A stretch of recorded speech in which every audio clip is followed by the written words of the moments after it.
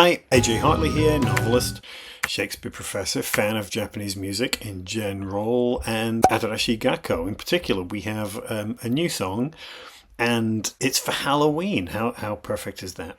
And I gotta say, this is like the perfect choice for them. It hits so many of the things that they're into and what they represent, which is really, really cool. So the song is called Hanako, and I particularly like this because, as I've mentioned before, I'm interested in yokai, and yurei, and Japanese folk culture, and this is built. The song is built around a particular, for want of a better term, urban myth. I mean, sometimes it's called a ghost story, but Toire no Hanako, the Hanako of the toilet. And this is a really common ghost story, for want of a better term. It's not really a ghost story. It's associated with school bathrooms, usually girls' bathrooms on the third floor, the third stall on the third floor, a lot of threes. And there have been a number of manga and anime and movies that have grown out of this, and sometimes it's been rewritten and the gender has been switched. There's one called Hanako-kun or something, like an anime in which the ghost is male, but the traditional story is this is a ghost that haunts bathrooms. And the video actually does a nice little setup to explain what it is, and not that much. There's not a lot of detail which is intrinsic to the story. As I say, it's been sort of reshaped several times. But the girl always has a bobbed haircut, which looks actually like Suzuka in Atarashii Gakko. And she wears a red skirt. And the idea is that you knock on the stall door and you call her by name 3 times and she appears to you. And what happens thereafter kind of depends on the version of the story that you're hearing from. So, I mean, as you'll hear, it's very reminiscent of stories like Bloody Mary or The Bannister Doll, where I grew up in Preston, which is in my Cold Bath Street and Rittenstone Lane ghost story novels. And I think the practice of trying to summon Hanako comes kind of before the origin story, which is one of the reasons I think this is treated as a yokai rather than a yurei. A yurei is specifically a ghost story about the soul of a person. As is often the case with yokai stories, it's as much about the place as it is about the person, right? That what comes into being is about a creepy environment. Which then gets associated with a phenomenon rather than something terrible happened to somebody and it therefore generates a ghost story. People have explained who Hanako is in a number of different ways. There's one story where she was playing hide and seek during an air raid during the Second World War and was killed while she was hiding from her friends. There's another in which she's murdered by her crazed mother. In each case, I think, some suggestions say that the stories go back as far as the 1950s. I'm not sure that's true. It may be. Certainly, it's been around since the late 70s and is sort of prevalent all over Japan. And one of the things I think is interesting, whatever the origin story is that suggests loneliness and isolation and grief on the part of the ghost, who is then sort of haunting other people. And the song and the video do a great job of tapping into both that sense of loneliness and isolation and the potential sort of craziness and danger that comes from that. It's actually quite creepy. And the idea of the ghost wanting to play with people because it doesn't have any friends is potentially, unsettling because we don't know what kind of play is involved here. And in some versions, of the story, the ghost will pull you through the toilet to hell, right? And I think one of the things that's interesting about the story is that it presupposes that the bathroom itself is a kind of liminal space, right? That the drain connects us to, well, literally the sewer system, but also to the underworld or whatever. So it's this sort of odd portal, and it's a portal in a space that is sort of embarrassing, so we avoid it. it's simultaneously a public space and an intensely private space, right? So it's a place where people can go, but it's also where you want to be completely alone. So I think one of the reasons the idea of the haunted bathroom is interesting, because it involves elements that connect us and disconnect us to ordinary life. It's also a place of course, water, which is by definition associated with transition and so on. So yeah, a kind of liminal space between categories, and the kind of place where somebody, a kid, especially at school, might sort of take refuge, but also somewhere that you might dread to go. It's like basements and cellars and things like that, or attics for that matter. Spaces that you don't normally go to unless you have to. So let's take a listen.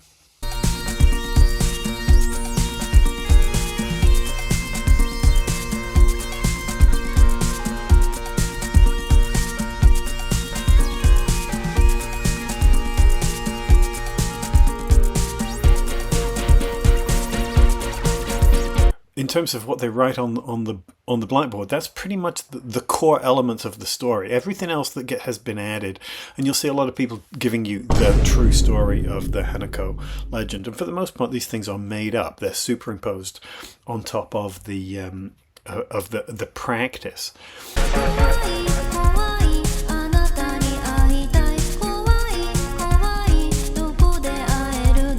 I like that. One of the features of the song that I like is that the vocal is shared between everybody. Suzuka has really dominated a lot of the vocal recently, but this time we get Miju singing the verse, Kanon singing the chorus, Rin singing the sort of rap section in the middle, and then that sort of plaintive, poignant, and unsettling part goes to Suzuka. So it's shared between them.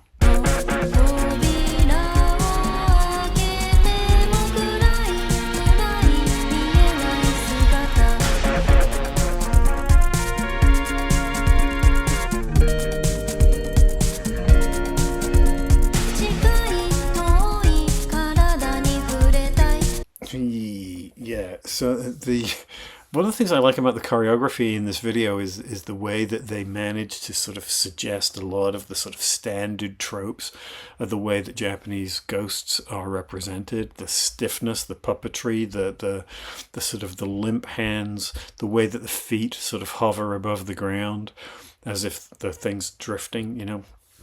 And the lyrics are fairly simple, fairly straightforward, and they speak about I'm scared, but I want to meet you, right? And I think this is sort of crucial to a lot of what these kind of stories and practices are, that it's about being drawn to the supernatural, be drawn to wanting to believe in something beyond the ordinary, beyond the normal, and simultaneously being afraid of it. And I think part of the idea is that the person seeking the ghost is maybe doing so out of their own isolation, out of their own loneliness, desire to connect with something because they can't connect with other people in a normal way. And she's asking where we can meet, and will I be able to see you? It's dark in here, and you open the door. You know, the sort of general creepiness, which I think is perfectly appropriate to Japanese high schools, all of which look exactly the same, is something that Atarashii Gakko have tapped into before. They've made a sort of fairly extensive, super low budget, but quite effective little horror movie where it's just the four of them getting possessed by the spirit of somebody in a school. It's quite creepy. You should check it out.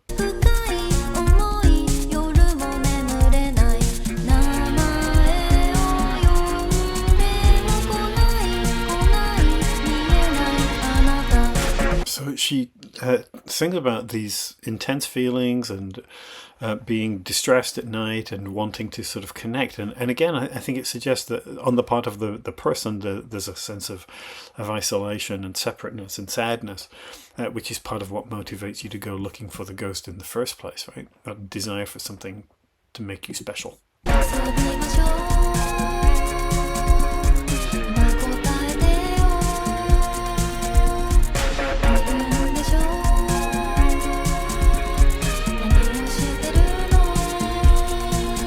So in the sort of chorus bit that Canon is singing about asking if she's there, wanting to see her, wanting to play, wanting to connect. And I think at this point, the video, it's all quite fun and playful, and you get the sort of glimpse of that classic awful Japanese toilet, along with Suzuka playing with the toilet paper and so on.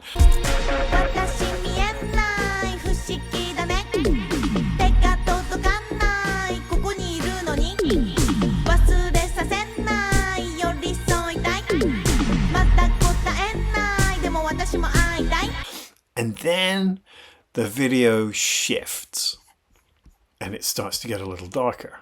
I think as soon as the lights shift and we get that, and the light under the face, which is sort of classic for sort of ghost stories, telling ghost stories, which is where these things come from. This is why I'm saying these are not your classic ghost stories in terms of something that's been passed around for centuries and evolved out of a supposedly real story, or we know who these people are or something. That's not how it is. This is a very kid-centered kind of thing, the kind of story that gets generated amongst people because of scary places. The bathroom is scary. Right? The school bathroom that nobody wants to go to is unsettling, and that's what generates the story, not the other way around. Rin's singing the part of the ghost, saying, "Yeah, it's weird that you can't see me, but we're going to be close. I'm going to be there, and I want to meet you and play with you too." But obviously now it feels a little bit more sinister.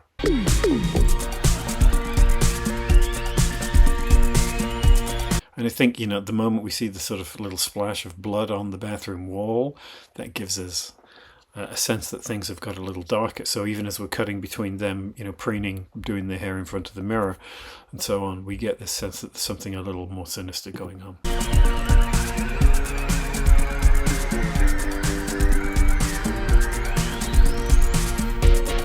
Okay, that first glimpse of Suzuka as Hanako with the sort of blanched face and the shirt with the red suspenders on the dress, that's creepy. Okay, that's actually genuinely creepy.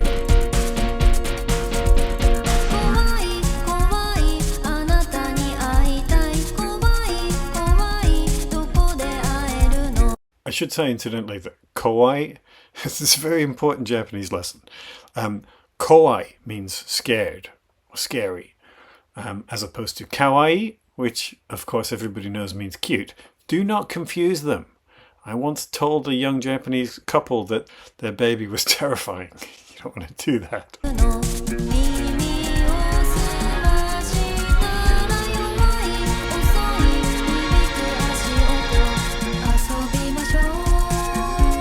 Okay, I will say, when I saw the glimpse in the mirror of the figure passing by, I actually looked over my shoulder. I thought it was seeing a reflect. Okay, yeah. Okay.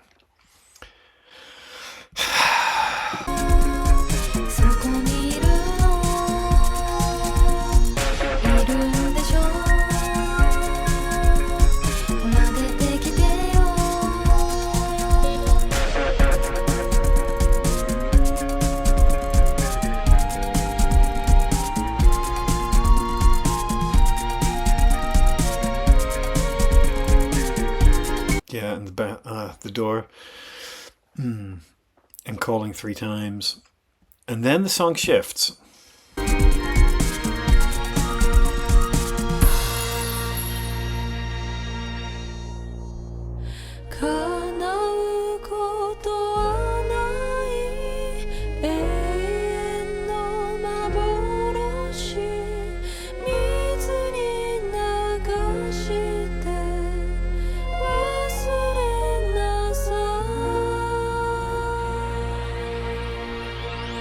Yeah, man. Wow. Man, they're so good at this. That sort of balance of the genuinely creepy, but also the genuinely sad.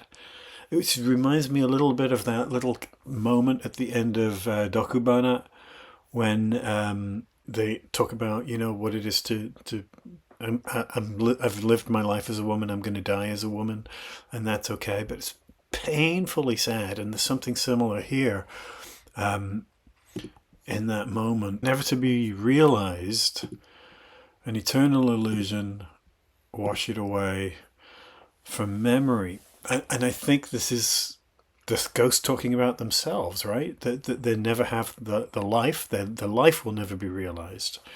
That they're trapped forever as an illusion, and surrounded by the water and the washing away your existence, washing away your life, trying to eradicate the memory of what happened to her, and her own place in other people's memory, I guess. And of course, as a Shakespearean, it's reminiscent of, Lady Macbeth trying to wash away the memory of the murder of King Duncan, endlessly washing and rewashing her hands during her sleepwalking scene. So I think that there's something, the idea of trying to clean yourself off of whatever you were, whatever you have done.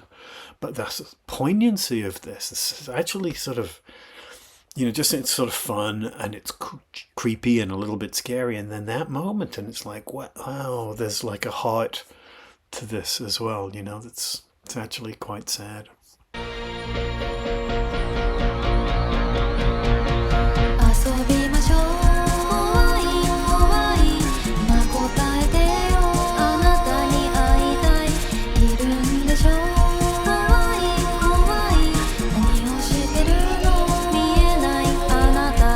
Beautiful. I love the way that the choreography sort of eradicates Suzuka's feet in classic Japanese ghost style, sort of changes her.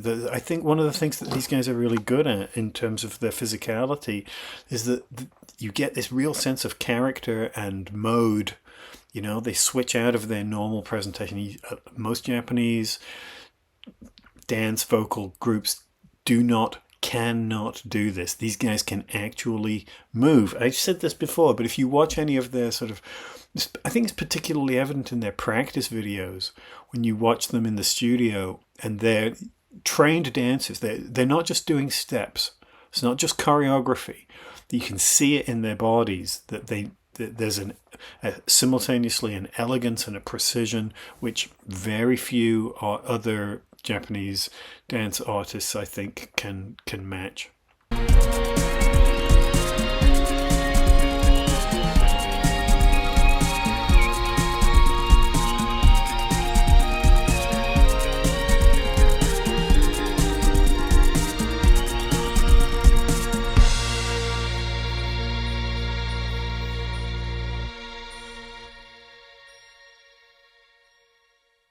And there's the twist ending. Yeah, this idea of the possession by the ghost, I think, is their particular take on the story, and something, as I said, that they did in that other movie. And Suzuka's smile, that sort of slightly creepy, not slightly creepy, deliberately creepy doll smile that she pulls off there. I think it's great. I've heard the song a few times now, and it grows on me. The first time through, I was like, I'm not so sure, but yeah, I think it works really well. I think there's an emotive factor to it, in addition to the playful, the goofiness and the sort of creepiness. I think that there's some emotion to that as well, which I really like.